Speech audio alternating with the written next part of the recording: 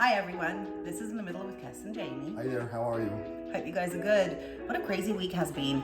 Obviously, with all the riots and everything going on last week in DC, I kind of hoped that, that kind of craziness is going to wear off till at least the inauguration, but I can tell you it's looking like a little war zone down by the Capitol and a few blocks out. It's scary. I mean, I've lived in DC for 28 years and I've never seen anything like this, and I'm sure that no one else has seen it like this in their lifetime. So we have a lot of great, interesting topics to go over today, and some things we want to talk to you about and get your feedback on. So be sure that if you would, please be sure to click and like and subscribe. Yes, absolutely. And write your comments down below, and we'll be glad to get back to you on some of the issues that we talk about today. Yeah, we'd love to get that communication and dialogue going. Yeah, absolutely. So let's just jump right into it and get into the cancel culture topic, which is our topic for today. Yeah, cancel culture. We have touched on it slightly a couple of episodes ago. Yep. And, we definitely didn't go deep enough to really open up. But this is a very big topic, very big subject. And I think a lot of people are discussing it now as well. And we wanted to get into it too, because it's a phenomenon, I want to say, right? It's really crazy what's going on. Tell us a little bit about how you think it started. We've touched on it a little bit. Give us more in-depth of it. Well, it's been an ongoing thing that's been going on for quite some time. It's nothing new to the human condition. Actually, you can go back to back in history and see, public affairs and PR campaigns that have gone against people. But in this particular cancel culture that we're dealing with right now, it's really ubiquitous around the culture. The word that I was trying to pronounce today. So arguably with this Yuri. Yeah, I didn't mean to throw in your word there, but I mean it is universal. It is all the way around, and there are so many people that are using it on both sides, the left and the right. And as we know, what we focus on here is from the middle, the viewpoint from the middle. And so we're going to be talking about the cancel culture and why it has been such a detrimental part of our society lately, and it's got into our dialogue. From what I understand, it has become a more pop culture in the recent years. So it's not very old in the sense of what we are seeing right now. As right now, I believe it started somewhere around 2017, roughly about there. This is what, sort of my research has shown me. And it's just been ongoing from there on. And it's more of one of professors in University of Michigan calls it the cultural boycott of a celebrity, brand, company, whatever. So it's basically a boycott of something, but it's more of a pop thing that started it off. Right, and for those out there, the cancel culture is just where you cancel out, or you're eliminating someone, or you're cutting them off because they have done something that you find offensive, or that you don't agree with them, either politically, socially, economically, whatever it might be. Yeah. So it's really a kind of catch-all phrase.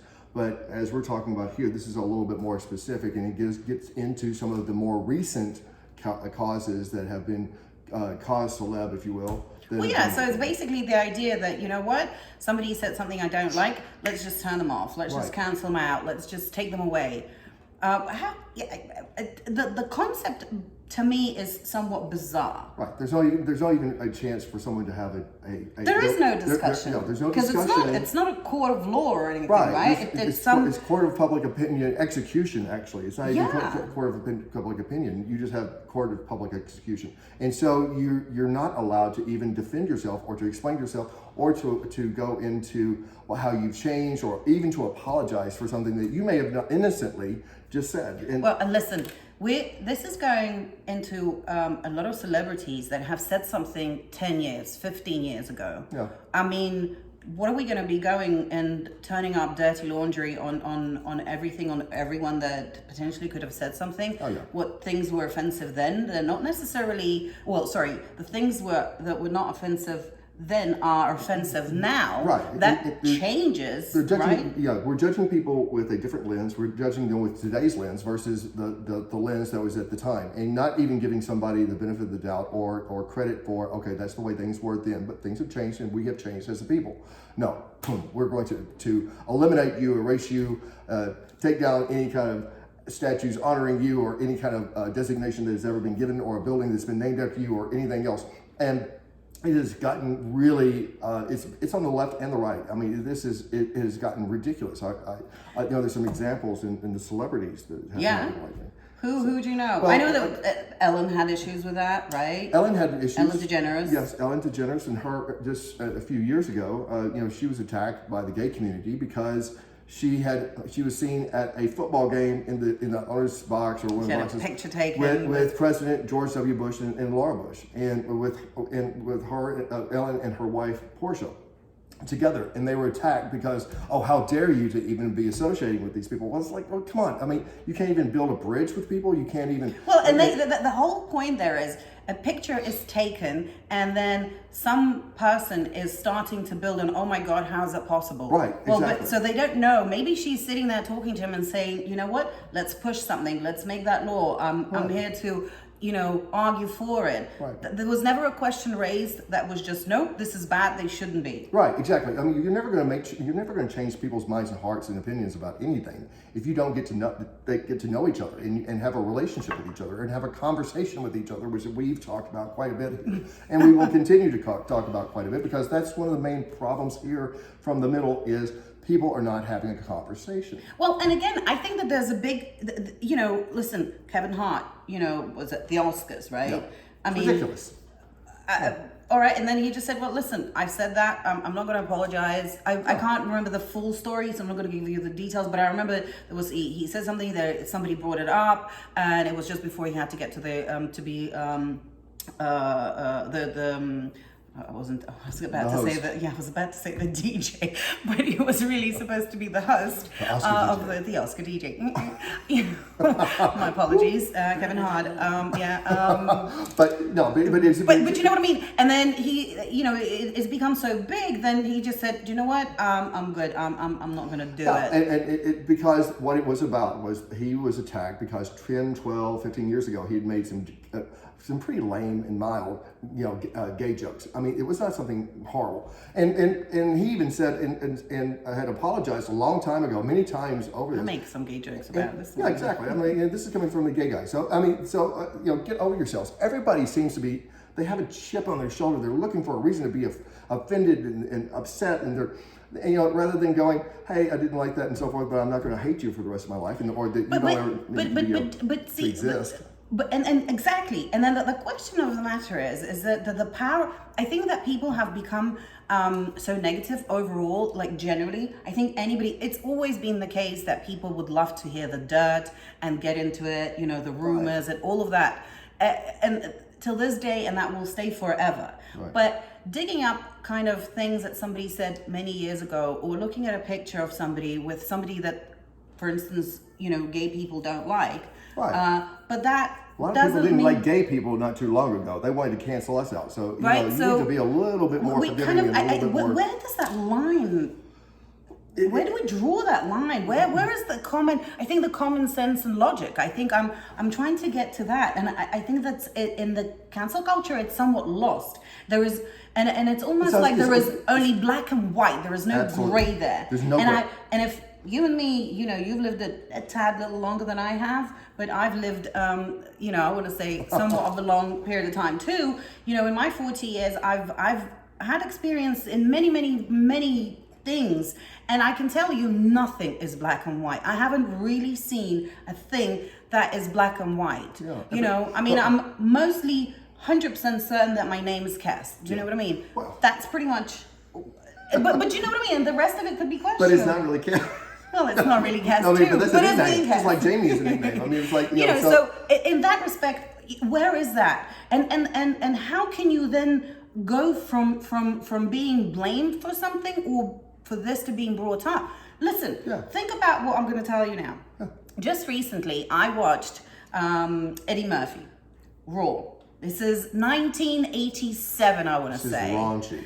This is like long time ago. I watched it. Yeah, I watched it, I don't know, 15 years ago. I was cracking up. And then recently, I don't even know why. It had nothing to do with the show. I watched it. By the way, FYI, in order to get it in good quality, I had to pay $3.50 for it on Prime or whatever, or one of the those places. Well, no, yeah. So it still sells, just so that we are clear on that. Right. Now, I'm sure you've seen it. I've seen it. saw it I in can theaters tell back when it came you out, and it was foul raw. mouth all the way through from the beginning to the end. I Beyond mean, belief. certain times offensive to women, certain times offensive to men. I mean, listen, he did the F word against you, which, you know, in Britain we use a lot, but not supposed to be used now in US at all, because that's just considered, you know. And we're not talking about the act or something. We're talking about What you guys the can orientation call, of the orientation of F word. someone. I don't want to say it because I know. But I You mean, can, so I that's probably also. can't. I mean, but I mean, so there's, but that's very. I can't even say I'm going for a fag, meaning I'm going for a cigarette, which. I know, and somebody's gonna get offended. It's like, oh, how dare you use that word? I'm like, And I have been told come to on. not do this here, and I had to really like drill into my head. I'm not saying I'm going for a fag. I'm going for a cigarette. Do you know what? And this is how bizarre I think it has gone. It's out of control. It's out of control until we have a conversation. We start having conversations like we're trying to have here, and say and call bullshit on this stuff. I mean, basically, it is, you know. And oh, sorry. Yes, you're Okay, so- right. You can't. Don't say it. Don't. But what I was trying to get to with Eddie Murphy's Raw show is the fact that it's not cancelled. It's still out, and I had to pay to watch it. Yeah, you can get it for free on YouTube and whatnot, but the point is that it still sells. It still sells, and there's still a market for it, and so forth. But the thing And is, he's like it's rude. It's a very interesting point that you bring up, because I saw a interview with Dave Chappelle on David Letterman's new. What is it? The title of it is "My Next Guest Needs No Introduction." Yeah, it's great on Netflix if you haven't seen it. But anyway, it was a really, really fantastic had always loved Dave Chappelle, but I walked away from it. I mean, he is great. And he said, you know, the PC police and the PC world that we live in, everybody's getting they're having such a negative effect on comedy, because the comedians, part of the role of comedians are to point at and poke at the absurdities of life. exactly. You know, and we guess what? We're all different. Bread and butter. We all are all different. There's a great line from the musical Avenue Q. It won Best Musical in 2003, I think it was, or 4, and it was on Broadway, and it was this little musical that, you know, it beat Wicked and all these other big musicals, big productions, but it had some of the most honest and truthful lines in it. One of the songs they sang was "Everybody's a Little Bit Racist." And you know, it's really, they're kind of poking fun, and the line is, ethnic jokes may be uncouth, but we laugh because they're based on truth. And the thing is, we all have idiosyncrasies, we all have differences, we all have, you know, things to poke at and laugh at. I mean, we have things to laugh at in the gay community, we have things to laugh at in the white community, you have things to the black community, Hispanic community, everybody has, the Jewish community, everybody has something to laugh about, because that's what makes us human, that's what makes us different. Everybody says, you know, that in Russia, you know, I talk to people every now and then and goes, do you really have bears walking on the streets? And I'm like, yeah, because we're like fifth world country and we have bears walking on the street. That's one of the things, really? Oh, yeah. I've never heard that. Bears walking on the streets? Right. Yeah, that's exactly what happens. Okay.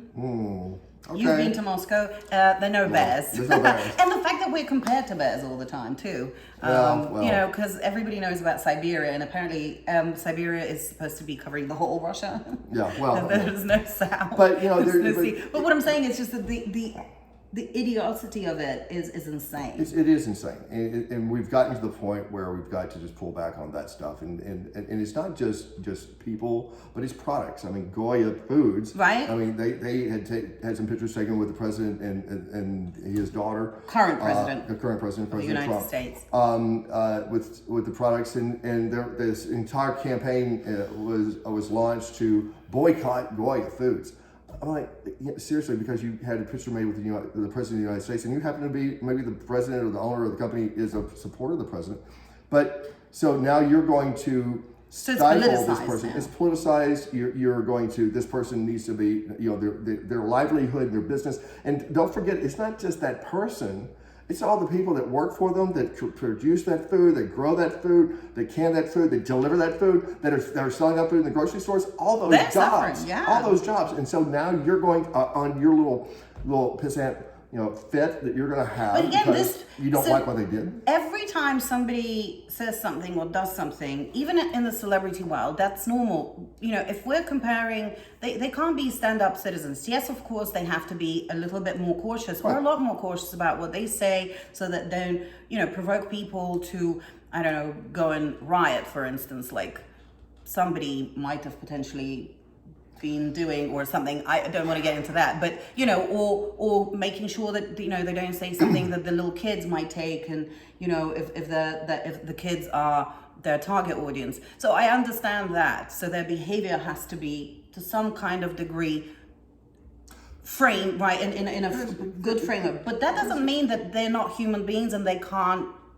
voice their things or redeem themselves. And something that, for instance, I view one way, you might view a different way. Right. So I have to then stamp my legs and go, no, cancel. And you go, like, I like watching that person. I really do. Why? Well, what are we doing? You're either on my team or you're off my team. Or, you're There's either with nothing me in or you're dead to between. me. Somehow we have to go just by one side or the other totally. And there is nothing like that in the real world. It's the bifurcation of the entire country. And that's one of the reasons why we are where we are goes back to the stuff that's happening on Capitol Hill. I mean, so with the politicization and the things that are happening with the cancel culture.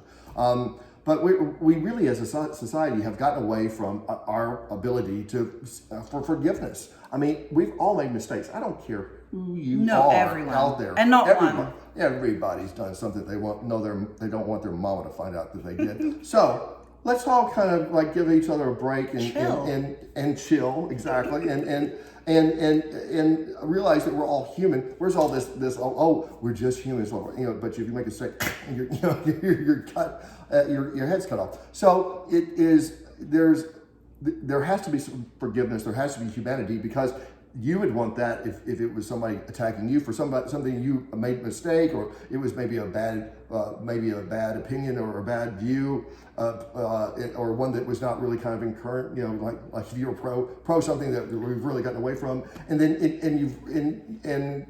and a lot of it is just because you're not exposed to it. I mean, when I was growing up, I grew up in a small rural West Tennessee town, which we talked about. Okay. When I was growing up, and I don't think I've talked about this, but when I was growing up, I never met anyone Catholic until I went to college. Yes, I think you mentioned, or maybe you told me. Yeah, and I never met anyone Jewish until after college. Yeah. And so in my hometown, in my area, the whole area, region, it was black, white, have not, and every single person was Protestant. And, and so it limited my worldview, my world perspective on what these other people were like, or what they believed, or who they were. And you get really bad kind of information because there's a void that's there, and so that gets filled with ignorance. And it's, I don't like the word ignorance. It's just but it's just a lack of knowing, because ignorance is such an offensive word when you say, "Oh, you don't know it. Oh, you're so ignorant." That really is not building a bridge. So but by experiencing these people and getting to know each other, that's what's so important, and that's one of the things that we're missing right now. And you're not allowed to have that because you're not allowed to have questions or get to know each other. Well, with the whole social media aspect coming in, with the internet, and with the ability, any Tom, Dick, or Harry, Mary, I don't know, Kate, and Mary, whatever, Joseph, and Peter, being able to just, oh, you know what? At this picture, see the picture, comment and say, I don't like it. He's, and somebody else picks it up. And there's, as you say, there's no acknowledgement, understanding what's going on. There is very little education behind it, in a sense that nobody's doing any research. Nobody's saying, oh, what happened to this picture?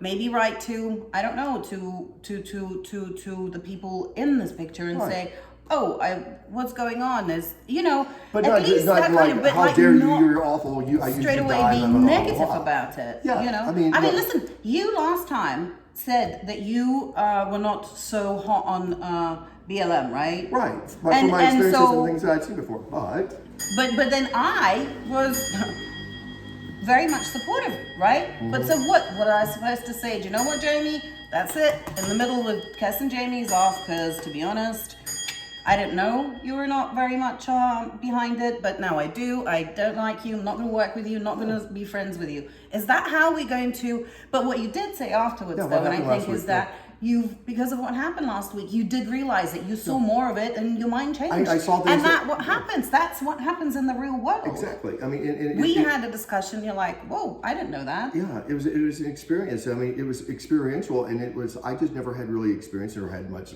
evidence, and not really seen much racism in my life, and so forth. I just hadn't. This was pretty blatant. And this was one of those situations where you go, okay, you had all these people that were storming the Capitol, and 99.9% of them were white. And so, I saw the reaction to the Black Lives Matter protests and so forth last summer. And if you go back and look at those tapes, you see a lot of people, like kids, mostly young people, in shorts and t-shirts, and they're just kind of like they're maybe carrying some signs and everything else, but they're basically they're just very peaceful, and also for the most part, and the protesters. Now the ones that are rioting and they were tearing up stuff, that's totally different. People. That's different people, and people. They Again, there's no research done, no trying to find out what's going on and how it's been happening. That's where, I think that's where prejudice and racism come into it. It's like, okay, well, they're all tearing it up. That means they're all part of BLM. No, that's not really the case. But you see the forcefulness of the police and the way that they reacted to these protesters last summer and for the White House. And that, to me, was the first time, or very eye-opening, I should say. Very eye-opening for me of how this could be a situation where people are treated differently based on their color in a police response. And quite frankly, comparatively, I mean, one was peaceful protests outside of the White House and walking around it. One was invading the Capitol building. And there are two different responses. And, we're nowhere near getting to the bottom of the answers here. But I think that we have been, as I mentioned last week, I think that we've been played by both sides. I think both sides are really for sure. dividing us. But the same happens with the cancel culture. Blatantly, let's cancel somebody. Yeah. I mean, fair enough. Sometimes there are legitimate causes. And, a lot of the times the cancel culture has been somewhat connected to the Me Too movement. Right. And with that respect, and with people that go and have, like, I don't want to mention them because I don't even want to go there, but in the sense that all the people that have issues serious to like rapes and all kinds of I think it gets to a point where you're actually starting to take away from those people that are real victims, and you're exactly. So I the idea for here, yes, cancel those that really legitimately we know how to act. Cause, we know how to act. Yes, but for something that you've said 15 years ago, I want to be very careful in making sure that we can balance this out, and that there's some rationale behind it, and that people stop jumping on a wagon of oh, this is going to be big, let's just get on there and do this because I feel I want to support this. And a lot of the times I'm sure that people don't quite understand why they're on it. They've heard just one side of the story, jumped on that wagon, and bang, you're done. And there's nothing fair about it. And that's a very interesting point that you bring up right there. Let's pause for a second, because that is where we are as a culture. We have become so addicted to, in the Twitter world, in the Facebook world, in social media world, to so many characters. We've got to have all of our information in so many bytes. We've got to have our fix. We're almost like drug addicts when it comes to information and facts and all these other things. What else is going on? What else is going on here? And you're not even stopping and thinking about what you're saying, about what you're doing, what you're posting, or you're sending on. I mean, like, does this stop before you post that? And I'm guilty of this myself. I mean, I have found myself posting something. I've been guilty of posting something and then regretting it, or finding out that it was bad information, or but I did try to learn from it. But and I've had those situations where there's kind of like a knee-jerk reaction. I'm going to repost this, and then I'm like, wait, does this make sense? And then I start thinking through it, and then I do my own research, and I find that this is either an old story or a piece of just BS or just crap, or completely biased, or it is there's the other side of the story. And you have to do your own research, but with people, you gotta use your brains, man. Yeah. You know, you can't just. And you have to be. I think common sense and Absolutely. Is a big key here. Yeah. But listen, you know, obviously we need to wrap up, and I think this has been a great discussion and a great conversation. Right. It's definitely a topic we might have to come back to and talk a lot more about, and possibly even get a guest, and have some other views too. Don't forget to subscribe and comment. But you know what? I think we need to be strong and positive. I think we need to make sure that we as people think of better of people, not think the worst of people. Right. And I think this is what's been going on a lot lately. I think if we have a positive attitude and give people a chance, there are some not very good people, and we know those. And I think that those have been opened up, and we've seen their true colors. But I think there's more good people than bad people. Absolutely. And we have to and we have to give somebody a chance to be wrong. We have to give somebody a chance to be wrong. We have to give somebody a chance to redeem themselves. There are bad people out there. There are always going to be bad people, but let's not lump everybody into either good, bad, good, evil, live, die, whatever. I mean, destroy you or promote you. I mean, these things are just out of control, and it's up to us to slow these things down. And if all the times right now, while our country is kind of being ripped apart or really on the edge, let's put it that way, with the stuff that's happened on Capitol Hill and the things that are ongoing with the upcoming inauguration, we got to stop. If we don't stop and take a moment and take a breath and take a beat and realize that, we're on the edge. So. And you know what? I think that big topic. I think this is a bigger discussion. I think people are allowed to have and make mistakes. They are allowed to sort of, as you say, redeem themselves. Right. Guys, we're here in DC, and if any of you are in DC, please make sure that you take care of yourself and be cautious and careful in the next few days. And be careful in all this, because and be careful everywhere, because they're going to be protests everywhere for sure. I'm only saying in DC because we're here in DC, but make sure that you are vigilant, careful, and aware. And we'll hope to see you here next week. And enjoy the time. Stay positive, and see you. We're gonna make it through. All right, guys. Absolutely. See you next week. Bye. Bye.